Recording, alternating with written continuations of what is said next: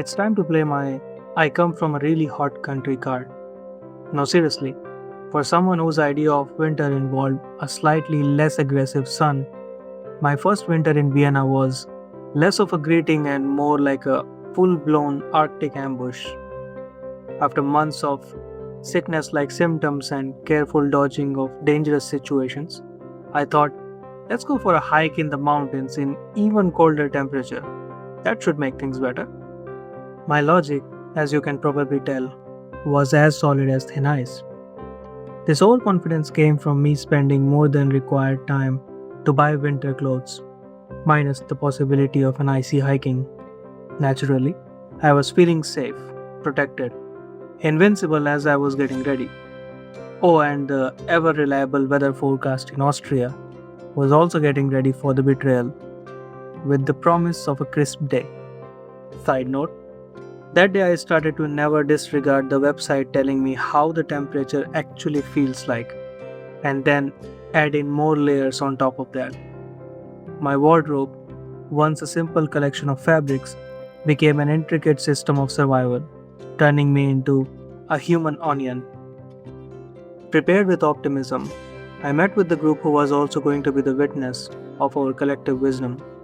At the parking spot just before the starting point, as we got out of the cars, we experienced the first beauty of the Austrian nature for that day. The fresh air, the welcoming forest, and at the distance, the mountains covered with fresh snow. My energy level received a boost as the group leaders said that we were going to those mountains. So far, so good.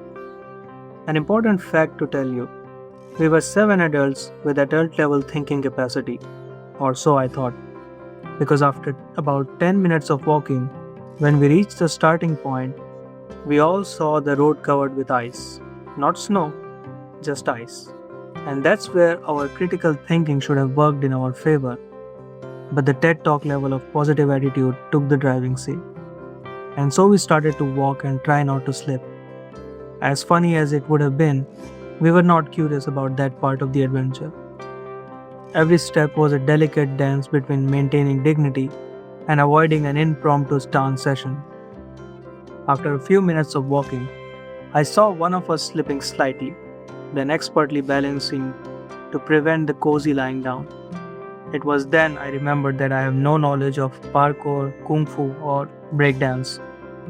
I proceeded to make my first smart decision of that day, to put my camera back in my heavily padded camera bag and hopefully not fall on the back side, or let's say for the sake of humanity, not fall at all. Relieved by the fact that everyone else also had the shoes not meant for walking on glass, I continued our Arctic assault with a smile to match the mood. The physical comedy of my hand maintaining a fixed eagle claw shape while my legs desperate to maintain balance, resulting in the inability to capture a perfect winter landscape shot, was simply hilarious. After a few kilometers, the cold mercifully went on in the background and the raw freshness of nature surrounded us. The forest, like I had never seen before, a canvas of green, brown, and blue, accompanied by birds singing their own version of lounge jazz. Enjoying the melody, we reached the final painting, a lake covered with one gigantic piece of ice lid, reflecting the sunlight to hide the secrets below. As the body parts began the thawing process, we witnessed the winter wonders of Austria's nature: frost-covered trees, serene snowscapes, and frozen reflections. At last, my sensory torture came to a pause and my camera lens took off its foggy jacket, allowing me to introduce myself to nature photography, mostly to look back one day and be glad that none of us suggested at the starting point that we should not go for this hike and look for an alternative. Was it worth it? Yes. Will I do it again? Not today. Maybe some other day, but not today. Some other seasonal story next time.